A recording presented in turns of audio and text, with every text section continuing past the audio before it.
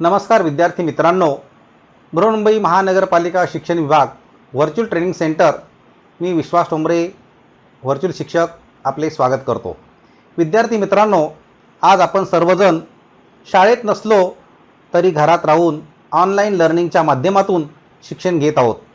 या माध्यमाचा आणि अध्यापन अध्ययनाच्या प्रक्रियेचा आपल्याला नक्कीच फायदा होईल अशी आशा आहे।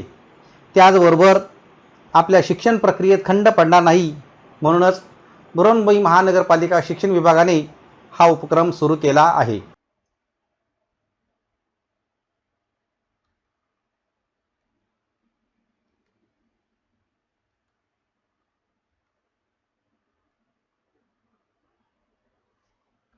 इयत्ता 5वी विषय परिसर अभ्यास 2 यामध्ये आपण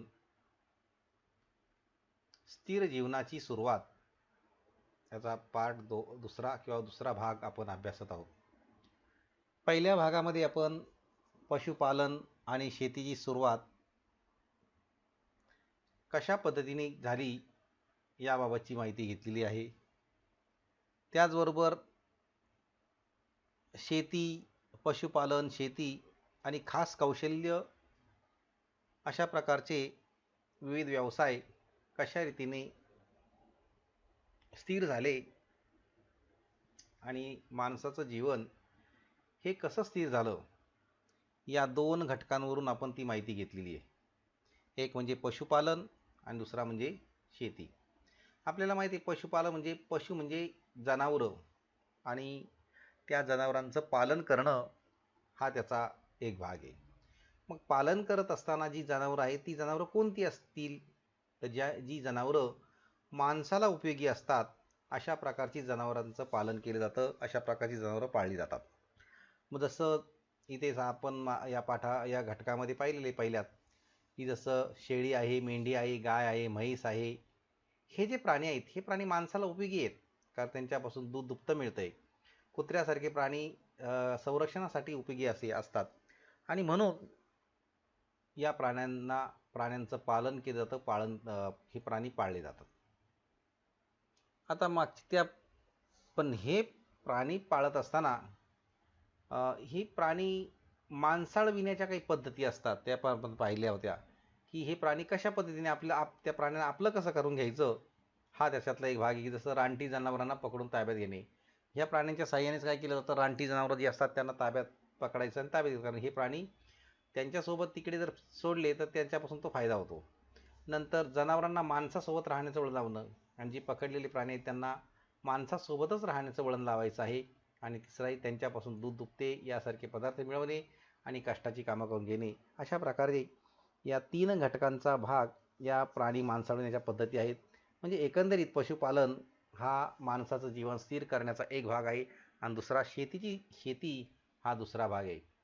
आता पशुमध्ये पाहिलं तर आपण हे रानटी प्राणी, पण हे सुद्धा माणसाळले जातात। त्याचबरोबर हे आधुनिक काळातले बैल आहेत, बैलांचा पूर्वज रानबैल आहेत, ही काल्पनिक चित्र आहे, पण यांना सुद्धा माणसाळलं गेलेलं होतंच। नंतर शेती करण्याची जी पद्धत आहे त्या शेती करण्याच्या पद्धतीमध्ये टोकदार काठीने बियाणं कसं पेरलं जातं असं ते बियाणं पेरण्याचं काम ह्या स्त्रिया करत होत्या। म्हणजे एकंदरीत शेतीने माणसाचं जीवन स्थिर ठेवलेलं आहे। आता हे मध्यश्म युगात काळातली चित्र आहेत, त्या ठिकाणी स्त्रिया शेतीची कामं करत असायच्या आणि अशा पद्धतीने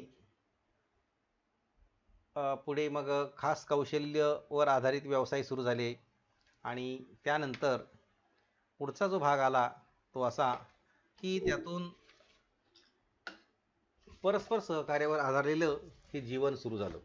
आता हे जीवन जे आहे हे कसं सुरू झालं याचा जर आपण विचार केला तर त्या ठिकाणी आपल्याला काय सांगता येईल, गाव असतं म्हणजे आता गावाचं रूपांतर झालं, मग गावातील शेतकरी असतात आणि ते शेतकरी धान्य पिकवत असतात, अधिक धान्य पिकवत असतात। म्हणजे एकंदरीत त्यांना गरजेपेक्षा जास्त धान्य त्यांच्याकडे आलेलं असतं, पण हे धान्य पिकवत असताना त्यांना शेतीची काही अवजारं असतात, या अवजारांची गरज सुद्धा निर्माण झालेली होती। आणि मग ती गरज ती अवजारं जर तुटली तर काय कशी दुरुस्त करायची, हा प्रश्न त्यांच्यासमोर निर्माण झालेला होता. म्हणजे काय गरज निर्माण झाली ती अवजारांची, म्हणजे अवजारं तयार करण्याची गरज. परंतु जी काही अवजारं आहे ती तुटली तर दुरुस्त कोण करणार, ही दुसरी गरज. आणि ह्या गरजेतूनच म्हणजे एकंदरीत हा जो शेतकरी आहे हा दुसऱ्यावर शेवटी अवलंबून आला. कसा? तर तो शेती करतो पण त्याला अवजारं पाहिजे ना. मग ही अवजारं कुठून येणार, तर त्यासाठी अवजारं तयार करणारी माणसं पाहिजेत आणि ती त्याची गरज त्यातूनच पूर्ण होऊ शकते. मग याच कामासाठी कशा काय पाहिजे माणसं, म्हणजे कोणती माणसं? कुशल कारागीर, की जे हे काम ही करू शकतात. असे जे लोक अवजारं तयार करू शकतात, तुटलेली अवजारं दुरू शकतात, अशा प्रकारची चांगले कारागीर याची गरज निर्माण झालेली होती. आणि त्यातून हा जो कुशल कारागीर निर्माण झाला, मग त्या कारागिरांना कामाचा मोबदला म्हणून काय दिलं जात होतं, तर त्या कारागिरांना कामाच्या मोबदल्यामध्ये अन्नधान्य किंवा वस्तू दिल्या जात असायच्या. त्याचबरोबर कारागीरसुद्धा त्यांना वस्तू बनवायच्या असायच्या. मग त्यासाठी त्यांना काय पाहिजे? कच्चा माल. आणि ह्या कच्च्या मालाशिवाय पक्क्या वस्तू तयार करता येत नाही. परंतु जेव्हा ते कच्चा माल घेत असत त्यावेळेला त्यांनासुद्धा अन्नधान्य आणि अशाच प्रकारच्या वस्तू मिळत असे. म्हणजेच पुढे काय झालं, की या देवाणघेवाणीतूनच खरेदी आणि विक्री ही पद्धत अस्तित्वात आली. म्हणजे अन्नधान्य आणि वस्तू हे एकमेकाच्या मोबदल्यामध्ये दिल्या जात असायच्या, परंतु त्याचंही पुढे रूपांतर खरेदी आणि विक्री या पद्धतीमध्ये झालं. म्हणजे एकंदरीत परस्परांचं सहकार्य हे त्या ठिकाणी आधारलेलं होतं आणि त्याच्यावर आधारित अशा प्रकारचं हे जीवन आहे. तुम्ही अमुक वस्तू द्या आणि त्या वस्तूच्या बदल्यात मी अमुक वस्तू देतो, अशा प्रकारची देवाणघेवाण ही सुरू झाली होती. परंतु त्यातूनही पुढे आणखीन ही किती या वस्तूचं किंमत केली गेली. मग पुढे खरेदी विक्रीमध्ये किंमत केली गेली. या वस्तूची किंमत किती आहे? 5 रुपये. या वस्तूची किंमत किती आहे? 10 रुपये. मग त्या किती वस्तू देणं घेणं झालं. मग तुमच्या 2 वस्तू आम्हाला द्या, आमची 1 वस्तू तुम्हाला घ्या. आणि अशा पद्धतीने इथे खरेदी विक्री ही सुरू झाली होती. आता शेतीसाठी जी काही अवजारं आहे त्याची अवजारांची सुद्धा काही चित्र, प्राचीन काळातली काही अवजारं दाखवली गेलेली आहेत या चित्रांमध्ये. ही सुद्धा काही चित्र आहेत. म्हणजे शेतीसाठी अशा प्रकारची अवजारं ही आवश्यक असतात. आधुनिक काळामध्ये सुद्धा अशा प्रकारची अवजारं वापरली जातात. आधुनिक काळातली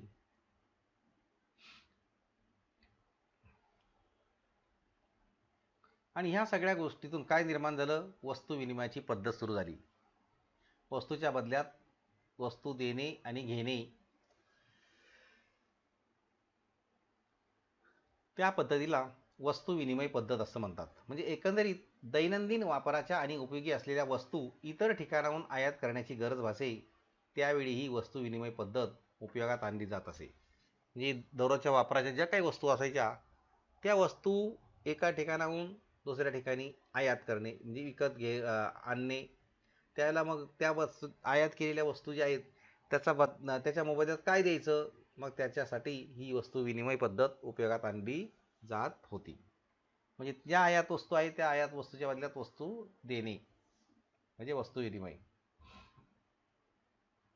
आता एकंदरीत एक गोष्ट लक्षात घ्यायची आहे की प्रत्येकासाठी आवश्यक अशी वस्तू म्हणजे कोणतं? काय? ते मीठ. आणि ती बहुतेक गावांना सुद्धा आवश्यक अशी वस्तू आहे मीठ. कारण मिठाशिवाय आपलं जे जेवण असतं ते होऊ शकत नाही. आणि मग त्यावेळेला मिठाचे व्यापारी काय करायचे? दूरच्या ठिकाणाहून मीठ आणत असायचे. त्यावेळी त्यांना मिठाच्या मोबदल्यात मिळालेल्या वस्तूंचा व्यापार केला जात असे. मग त्यावेळेला हे जे मिठाचे व्यापारी होते त्यांना त्यावेळेला मिठाच्या मोबदल्यामध्ये वस्तूच मिळत असायच्या आणि मग ते त्या वस्तूंचा व्यापार करत असत. म्हणजे अशा पद्धतीने आवश्यक गरज आहे ती मीठ आणि त्याच्या बदल्यात आवश्यक ज्या काही वस्तू मिळाल्या त्या वस्तूंचा व्यापार केला जात होता. ह्याच मिठाच्या व्यापारामुळे नवाश्म युगातील व्यापार मोठ्या प्रमाणात विस्तारित होत गेला. आणि हे जे नवाश्म युग होतं त्या नवाश्म युगामध्ये जो काही मिठाचा व्यापार सुरू झाला होता त्या मिठाच्या व्यापारामुळे पुढे विस्तारित अशा प्रकारे मोठा व्यापार हा सुरू झाला म्हणजे एकंदरीत इथे सुद्धा वस्तू विनिमय पद्धत वापरली गेली. आता ही बघा, ही चित्र पाहू शकता आपण, वस्तू विनिमय पद्धत. एका वस्तूच्या बदल्यात दुसरी वस्तू देणे घेणे ही वस्तू विनिमयाची पद्धत. इथे सुद्धा तशी चित्र आहे. हे पण ते दोघे जण तेच करतायत. इथे सुद्धा तीच पद्धत आहे.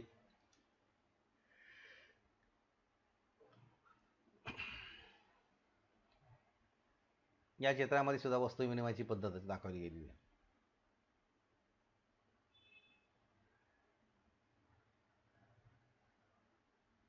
नंतर पुढे काय झालं, पुढे गावातील व्यापाराची आणि साधन संपत्तीच्या वाटपाची व्यवस्था सुरळीत चालावी म्हणून गावातील लोकांनी एकमेकाशी सहकार्य करावे यासाठी काय केले, नियम केले गेले. आणि त्या नियमांची अंमलबजावणी मग पुढे करायची. मग ही अंमलबजावणी कोण करणार? मग ही अंमलबजावणी करण्याचं काम ज्याच्याकडे गेलं त्यांनी या संबंधी काही जे नियम बनवले गेलेले आहेत आणि त्यांना त्या गावाचं कर्तेपण मिळालं, म्हणजे प्रमुख पद मिळालं. थोडक्यात कर्तेपण म्हणजे काय, प्रमुख पद. त्यांनी नियम बनवले अंमलबजावणी करण्यासाठी आणि तशा पद्धतीने त्याला गावातला एक प्रमुख म्हणून किंवा कर्ता म्हणून सुद्धा त्याची ओळख होऊ लागली. अशा प्रकारे त्यातूनच त्या गावाची शासन पद्धती निर्माण झाली होती. म्हणजे एकंदरीत त्या गावामध्ये कशा प्रकारचं कारभार करता येईल यासाठी ही शासन पद्धती निर्माण झाली होती त्या प्रमुखामुळेच. आणि याचे पुरावे नवाश्मयुगातील पुरावे आहेत. ते जे गावाभोवती संरक्षक भिंत आणि खंदकाचे पुरावे सुद्धा मिळालेले आहेत. म्हणजे याचे जे पुरावे मिळाले ते नवाश्मयुगातले पुरावे आहेत, की जे गावाच्या भोवती संरक्षक भिंती आहेत, खंदकाचे पुरावे आहेत, हे त्यातून मिळालेले आहेत ते पुरावे म्हणून. आता या संरक्षक भिंती गावातील कशासाठी वापरल्या जात होत्या, तर गावामध्ये गुरं असायची, ती गुरं चोरीला जात होती आणि त्यामुळे अशा प्रकारच्या भिंती या बांधल्या गेल्या आहेत. अशा भिंती पूर्वीच्या काळी बऱ्याच गावांना बांधल्या गेलेल्या होत्या, तटबंदीसारख्या. त्याला तटबंदी असं म्हणू. आता खंदक म्हणजे जसं एखादा किल्ला असतो, गाव असतो आणि यांच्या भोवती चर खोदलेला असतो, त्यामध्ये पाणी सोडतात किंवा मोठा खळगा किंवा खाई त्याला असं म्हणतात. अशा त्या म्हणजे खंदकाचं एक शब्द आहे, त्याचं आपण विस्तारित रूप जर पाहिलं तर खड्डा, मोठा खड्डा. आता इथे भिंती दाखवलेल्या आहेत, गावाभोवती तटबंदी आहे, किल्ल्याभोवती तटबंदी आहे. हे त्या भिंतींचं इथे चित्र दाखवलं गेलं आहे.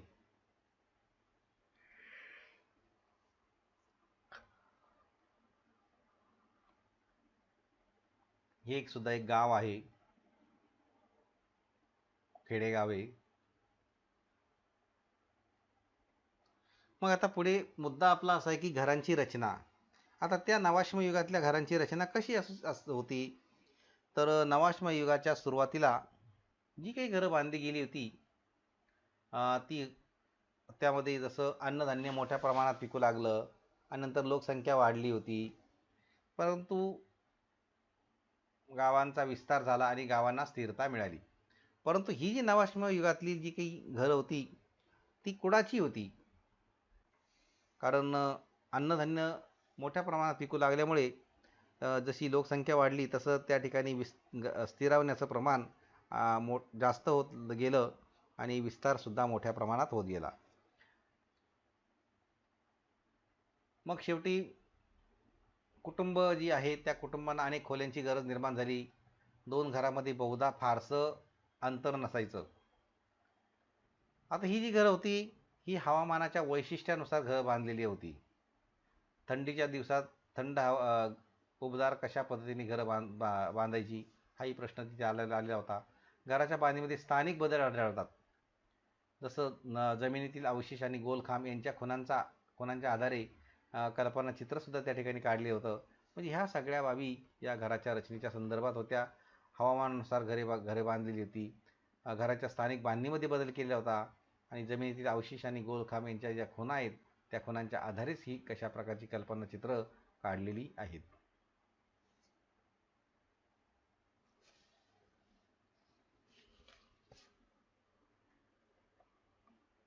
ही नवाश्म युगातील घरांची रचना पाहू शकता.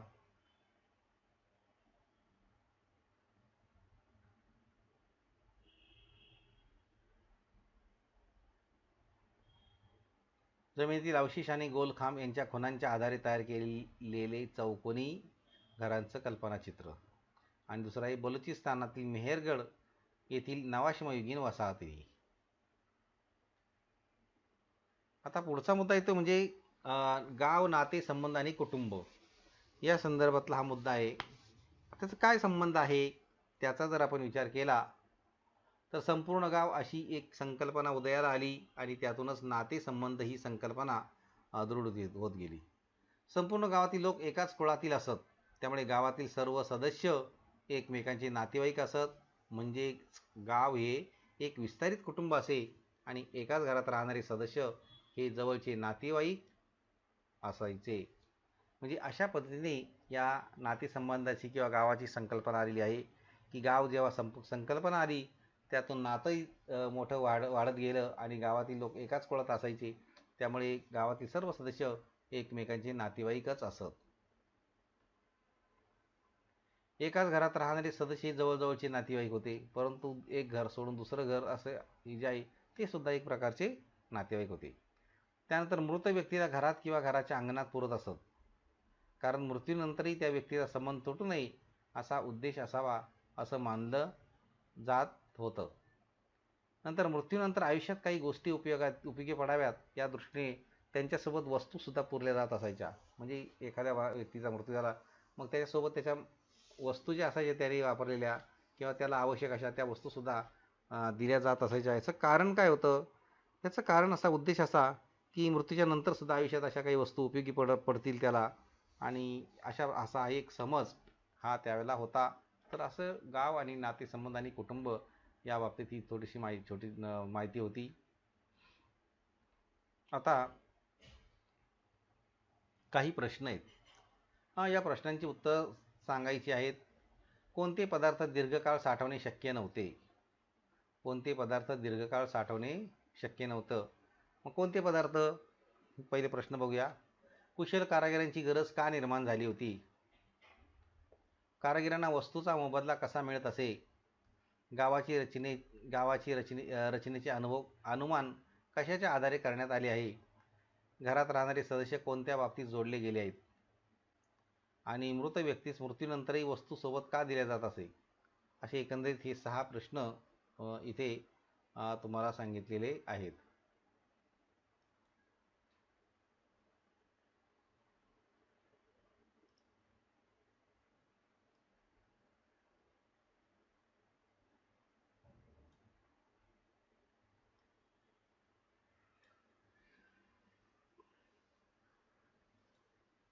आता या 6 प्रश्नांचा आपण जर पुन्हा विचार केला तर जसं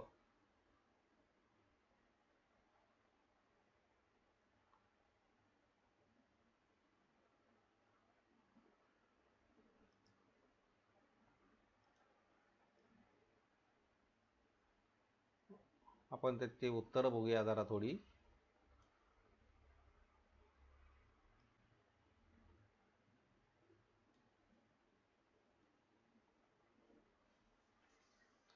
पहिला प्रश्न काय आहे आपला?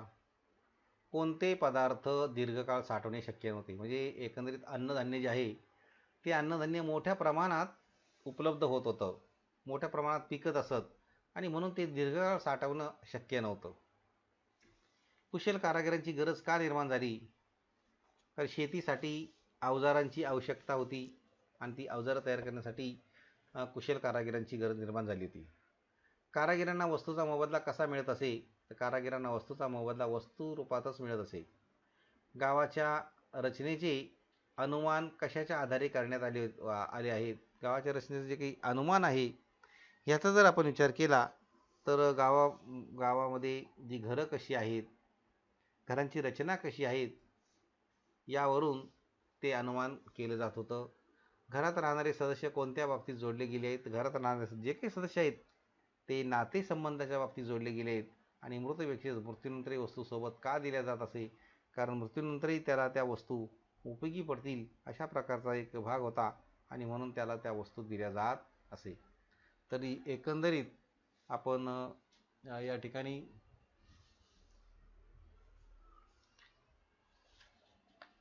स्थानिक म्हणजे जो काही भाग आहे तो स्थिर जीवनाची सुरुवात, याचा हा दुसरा भाग सुद्धा आपण घेतलेला आहे.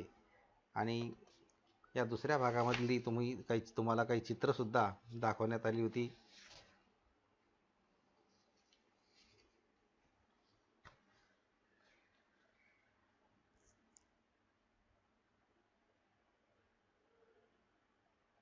या घटकाची बरीचशी माहिती देण्याचा प्रयत्न करण्यात आलेला आहे. आपणही या घटकाचे व पाठाचे वाचन करायचे आहे आणि पाठ्यपुस्तकात दिलेले जे प्रश्न आहेत त्या प्रश्नांची उत्तरं सोडवायची आहेत. त्याचबरोबर आपल्याला मी काही प्रश्नसुद्धा दिलेले आहेत, ते प्रश्नसुद्धा आपण सोडवायचे आहेत. आणि याबरोबरच या पाठाच्या आपल्या प्रतिक्रिया आपण बृहन्मुंबई महानगरपालिकेच्या यूट्यूब चॅनलवर जरूर कळवायच्या आहेत. धन्यवाद.